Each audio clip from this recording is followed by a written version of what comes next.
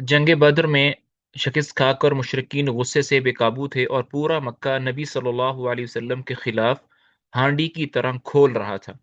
Bill आखिर मक्के के दो बहादुर जवानों ने तय किया कि वो अपनी दानस में इस इख्तिलाफ व शिकाक की बुनियाद और इस जिल्लत और रिसवाई की जड़ नाउदु बिल्ला यानी नबी सल्लल्लाहु अलैहि वसल्लम का खात्मा कर देंगे। चुनाचे जंग बदर के कुछ ही दिनों के बाद का वाकया है कि उमैर इब्न वहब जुमही, जो कुरैश के शैतानों में से था और मक्के में नबी सल्लल्लाहु अलैहि वसल्लम और सहाबा किराम को अजियतें पहुंचाया करता था, और अब उसका बेटा वहब बिन उमैर जंग बदर में गिरफ्तार होकर मुसलमानों की कैद में था। इस उमैर ने एक दिन सफ़वान बिन उमैया के साथ हतीम में बैठकर गुफ्तगू करते हुए बदर के कुएं में फेंके जाने वाले मकतूलों का जिक्र किया। इस पर सफ़वान ने कहा, खुदा की कसम, उनके बाद जीने में कोई लुत्फ नहीं। जवाब में उमैर ने कहा, खुदा की कसम, तुम सच कहते हो। देखो, खुदा की कसम, अगर मेरे ऊपर कर्ज ना होता जिसकी अदायगी के लिए मेरे पास कुछ नहीं, और अहलो अयाल ना होते जिनके बारे में अंदेशा है कि मेरे बाद ज़ाया हो जाएंगे, तो मैं सवार होकर मोहम्मद के पास जाता और उसे कत्ल कर डालता, क्योंकि मेरे लिए वहां जाने की एक वजह मौजूद है। मेरा मेरा बेटा उनके यहाँ कैद है। मतलब वो प्लानिंग ये कर रहा था कि मैं जाऊंगा धोखे से अपने बेटे को आज़ाद करवाने के लिए, और कोई तरीका पाकर नबी सल्लल्लाहु अलैहि वसल्लम को कत्ल कर दूंगा। ये जो प्लानिंग है, ये सिर्फ और सिर्फ दो लोगों को पता थी। एक उमैर बिन वहब और एक सफ़वान बिन उमैया। सफ़वान ने इस सूरत हाल को गनीमत समझते हुए कहा, अच्छा चलो, तुम्हारा कर्ज मेरे ज़िम्मे है, मैं इसे तुम्हारी जानब से अदा कर दूंगा, और तुम्हारे अहलो याल मेरे अहलो याल हैं, जब तक वो मौजूद रहेंगे मैं उनकी देखभाल करता रहूंगा। ऐसा नहीं हो सकता कि मेरे पास कोई चीज़ मौजूद हो और उनको ना मिले। उमैर ने कहा, अच्छा तो अब मेरे और अपने इस मामले को सीगा एराज में रखना। सफ़वान ने कहा, ठीक है, मैं ऐसा ही करूंगा। इसके बाद उमैर ने अपनी तलवार पर सान रिखाई और जहर आलूद कराई, फिर रवाना हुआ और मदीना पहुंचा। अ, यहाँ पर एक बात ये अर्ज करनी है कि उस जमाने में जंग करने के लिए या किसी को कत्ल करने के लिए जो हथियार इस्तेमाल होते थे, वो ज्यादातर तलवार होता था या चाकू होता था या नेजा होता था। लेकिन अ, फौरन तलवार लगने से या फौरन तीर लगने से इंसान की मौत वाकई नहीं होती थी। बहुत दफा ऐसा भी होता था कि तलवार लगने से या तीर लगने से इंसान जख्मी तो हुआ, लेकिन बाद में वो जख्म ठीक हो गया। तो फिर लोग क्या करते थे, लोग तलवार पर या नेजे पर जहर की कोटिंग कर लेते थे, जहर लगाते थे। जहर लगाने के बाद उस तलवार को आग पर गर्म कर लेते थे, यहाँ तक कि एक लेयर बन जाती थी जहर की तलवार के ऊपर। तो जैसे ही जिस्म के किसी भी हिस्से पर तलवार लगती थी, तो वो जहर फौरन ब्लड के साथ मिक्स होकर मौत का सबब बनता था। तो उमैर ने भी ऐसे ही किया, अपनी तलवार जहर आलूद कराई, फिर रवाना हुआ और मदीने पहुंचा। लेकिन अभी वो मस्जिद के दरवाजे पर अपनी ऊँटनी बिठा ही रहा था कि हजरत उमर बिन खत्ताब रजी अल्लाह तआला अन्हु की निगाह उस पर पड़ गई।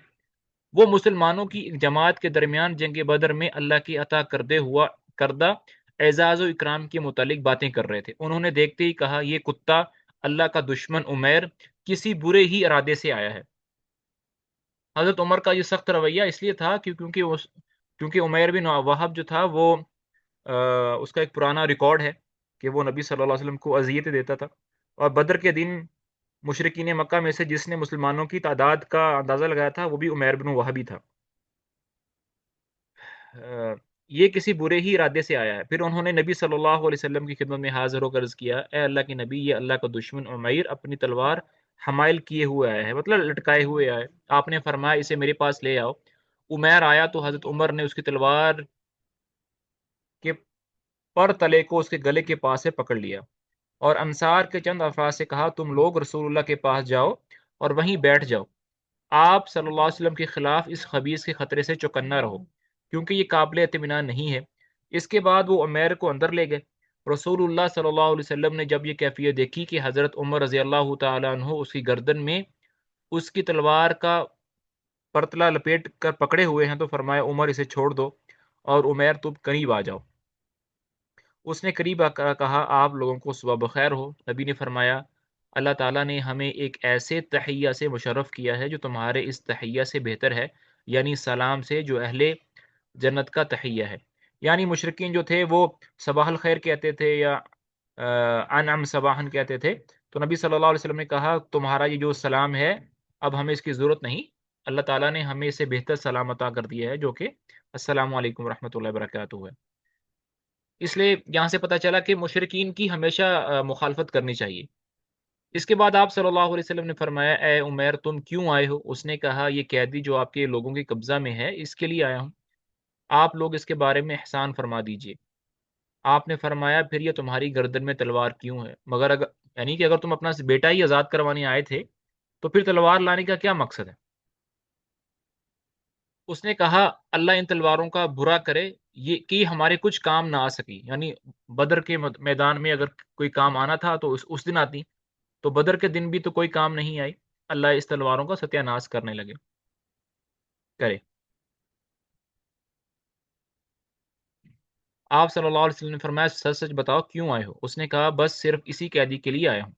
آپ نے فرمایا نہیں، بلکہ تم اور صفوان بن امیہ حتیم میں بیٹھے اور قریش کے جو مقتولین کنویں میں پھینکے گئے ہیں ان کا تذکرہ کیا، پھر تم نے کہا اگر مجھ پر قرض نہ ہوتا اور میرے اہل و عیال نہ ہوتے تو میں یہاں سے جاتا اور محمد کو قتل کر دیتا۔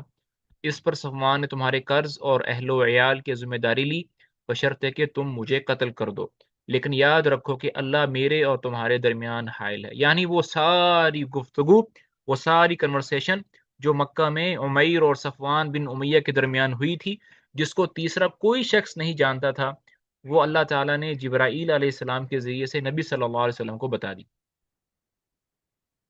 عمیر نے کہا میں گواہی دیتا ہوں کہ آپ اللہ کے رسول ہیں۔ اے اللہ کے رسول آپ ہمارے پاس آسمان کی جو خبریں لاتے تھے، آپ پر جو وحی نازل ہوتی تھی ہم اسے جٹلا دیا کرتے تھے، لیکن یہ تو ایسا معاملہ ہے جس میں میرے اور صفوان کے سوا کوئی موجود ہی نہ تھا، اس لیے واللہ مجھے یقین ہے کہ یہ بات اللہ کے سوا اور کسی نے آپ تک نہیں پہنچائی۔ بس اللہ کی حمد ہے جس نے مجھے اسلام کی ہدایت دی اور اس مقام تک ہانک کر پہنچایا۔ پھر عمیر نے کلمہ حق کی شہادت دی اور رسول اللہ نے صحابہ کرام کو مخاطب کر کے فرمایا اپنے بھائی کو دین سمجھاؤ، قرآن پڑھاؤ اور اس کے قیدی کو آزاد کر دو۔ ادھر اچھا یہ تو تھا حضرت عمیر کا واقعہ۔ اب پیچھے وہ جو صفوان تھا وہ روزانہ ویٹ کر رہا تھا کہ آج خبر آئے گی کہ محمد قتل کر دیے گئے، آج خبر آئے گی، اور مکہ کے اندر بھی اس نے مشہور کر دیا کہ بھئی ایک خوشخبری آنے والی ہے، ایک خوشخبری آنے والی ہے۔ تو مکہ کے جو کفار تھے وہ کہنے لگے کہ صفوان کون سی خوشخبری آنے والی ہے، ہم تو مکہ کے اندر ہی موجود ہیں، کوئی بات بھی نہیں ہوئی، ہم کہیں ہلے بھی نہیں ہیں، تو کیسی خوشخبری آنے والی ہے؟ تو صفوان ان سے کہتا صبر کرو، آج نہیں، کل نہیں، صبح نہیں، شام نہیں، وہ خبر تمہارے پاس آ جائے گی۔ تو اب اس کا ہرا حال سن لیتے ہیں۔ ادھر صفوان لوگوں سے کہتا پھر رہا تھا کہ یہ خوشخبری سن لو کہ چند ہی دنوں میں ایک ایسا واقعہ پیش آئے گا جو بدر کے مصائب بھلوا دے گا۔ ساتھ ہی وہ آنے جانے والوں سے عمیر کی بابت پوچھتا بھی رہتا تھا۔ بالآخر ایک سوار نے بتایا کہ عمیر مسلمان ہو چکا ہے۔ یہ سن کر صفوان نے قسم کھائی کہ اس سے کبھی بات نہ کرے گا اور نہ کبھی اسے نفع پہنچائے گا۔ ادھر اس ادھر عمیر نے اسلام سیکھ کر مکے کی راہ لی اور وہیں مقیم رہ کر اسلام کی دعوت دینی شروع کی۔ ان کے ہاتھ پر بہت لوگ مسلمان ہوئے۔ یہاں پر جو سٹوری ہے وہ تھوڑی سی شارٹ کر دی ہے، وہ یہ تھا کہ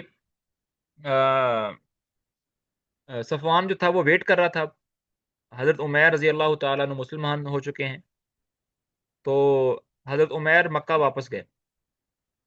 مکہ جانے کے بعد ایک دن صفوان کے گھر کا دروازہ کھٹکھٹایا، صفوان نے دروازہ کھولا تو آگے عمیر، بڑے خوش ہوئے کہ میں تمہارا بہت انتظار کر رہا تھا، کیا کیا بنا خبر کا؟ تو عمیر چپ۔ تو صفوان خود سے کہنے لگے کہ ہاں واقعی تم سے کچھ نہیں ہوا، کیونکہ اگر تم نے واقعی اپنا وعدہ پورا کیا ہوتا تو اس کی خبر پوری دنیا کے اندر پھیل جاتی، لیکن کوئی بات نہیں، تم نے کوشش تو کی، اور کہا کہ آؤ میرے ساتھ بیٹھ کر کھانا کھاؤ۔ تو عمیر نے کہا کہ میں مسلمان ہو گیا ہوں۔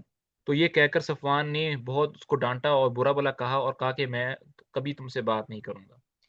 اب یہاں میرا کوشچن یہ ہے کہ صفوان کہ حضرت عمیر رضی اللہ تعالیٰ نے اسلام قبول کر لیا اور ان کا بیٹا بھی آزاد ہو گیا، تو وہ دوبارہ مکہ مکہ کیا کرنے کے لیے گئے؟ ان کو پتہ بھی تھا مکہ جاؤں گا تو میرا دوست صفوان مجھ سے ناراض ہو جائے گا، مجھے برا بلا کہے گا، لوگوں کی مخالفت کا مجھے ویٹ کرنا پڑے گا، سامنا کرنا پڑے گا، تو وہ وہاں پر مکے واپس کیا کرنے گئے؟ جی، اسلام کی دعوت دینے، اسلام کی اپنی دعوت فیملی کو اسلام کی، اپنی فیملی کو مسلمان کرنے۔ ہاں جی، جب حضرت صفوان نے کہا کہ تم نے اگر اسلام قبول ہی کر لیا تھا تو وہیں مدینہ میں رہتے، یہاں پر ہمارے پاس کیا کرنے آئے، یہ انہوں نے پوچھا حضرت صفوان نے۔ میں حضرت صفوان اس لیے کہہ رہا ہوں کہ صفوان بن امیہ بھی بعد میں مسلمان ہو گئے تھے، تو حضرت صفوان نے کہا کہ تم نے اگر اسلام قبول کر ہی لیا تھا تو پھر ہمیں یہاں دکھانے کیا کرنے آئے ہو؟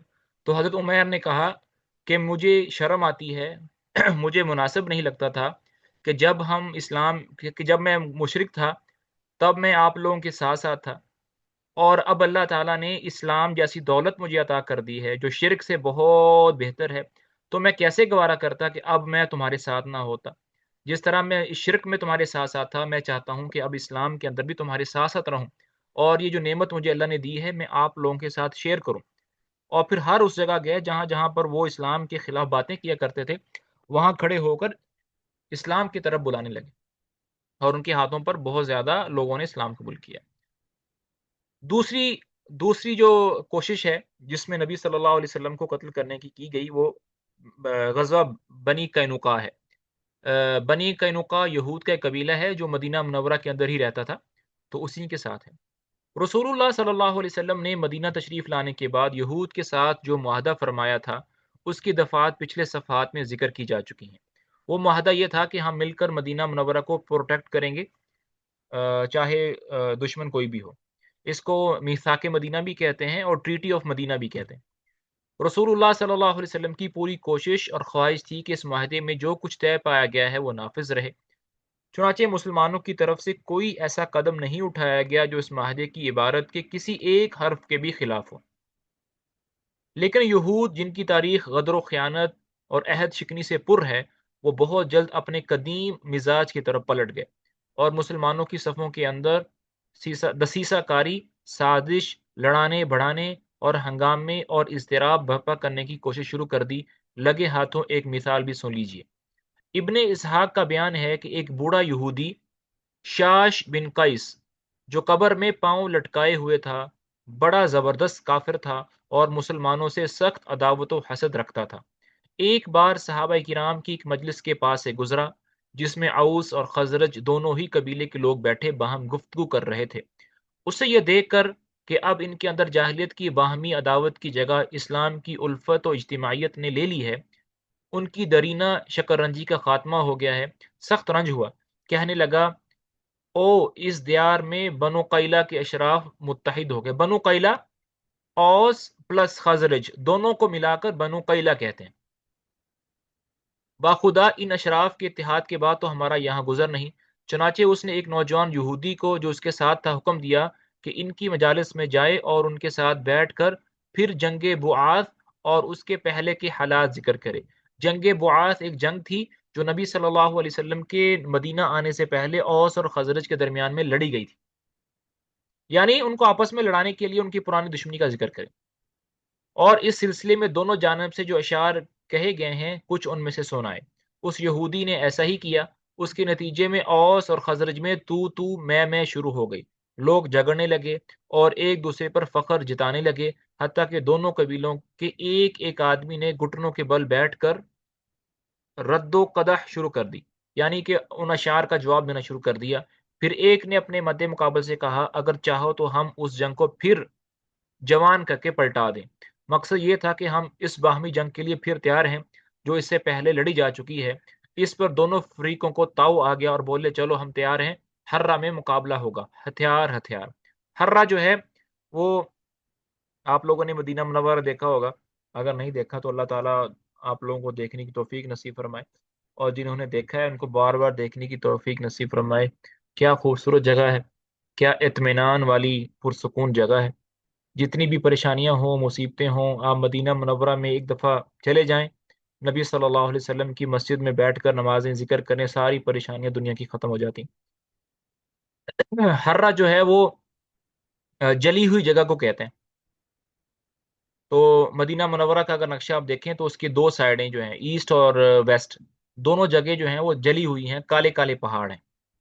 تو وہاں مقابلہ ہوگا، اور لوگ ہتھیار لے کر ہررا کی طرف نکل پڑے. قریب تھا کہ خونریز جنگ ہو جاتی، لیکن رسول اللہ کو اس کی خبر ہو گئی. آپ اپنے مہاجرین صحابہ کو لے کر جٹ ان کے پاس پہنچے اور فرمایا، اے مسلمانوں کی جماعت، اللہ اللہ، کیا میرے رہتے ہوئے جاہلیت کی پکار، اور وہ بھی اس کے بعد کہ اللہ تمہیں اسلام کی ہدایت سے سرفراز فرما چکا ہے، اور اس کے ذریعے تم سے جاہلیت کا معاملہ کاٹ کر اور تمہیں کفر سے نجات دے کر تمہارے دلوں کو آپس میں جوڑ چکا ہے. آپ کی نصیحت سن کر صحابہ کو احساس ہوا کہ ان کی حرکت شیطان کا ایک جھٹکا اور دشمن کی ایک چال تھی. چنانچہ وہ رونے لگے، اور اوس اور خزرج کے لوگ ایک دوسرے سے گلے ملے. سبحان اللہ. صحابہ کی یہ شان تھی کہ جب بھی ان کو اپنی غلطی کا احساس ہوتا تھا، اس پر اڑ نہیں جاتے تھے، فوراً رجوع کر لیتے تھے. چنانچہ وہ رونے لگے. پھر رسول اللہ صلی اللہ علیہ وسلم کے ساتھ اطاعت و شعار و فرمانداری بن کر اس حالت میں واپس آئے کہ اللہ نے ان کے دشمن شاش بن قیس عیاری کی آگ بجھا دی. یہ ہے ایک نمونہ ان ہنگاموں اور اضطراب کا جنہیں یہود مسلمانوں کی صفحہ میں برپا کرنے کی کوشش کرتے رہتے تھے. اچھا جی، چلیں جی، یہاں تک پڑھیں گے انشاءاللہ، پھر آگے کل کو پڑھیں گے. آج کے لیسن میں کوئی کوشچن ہے تو پوچھ سکتے ہیں.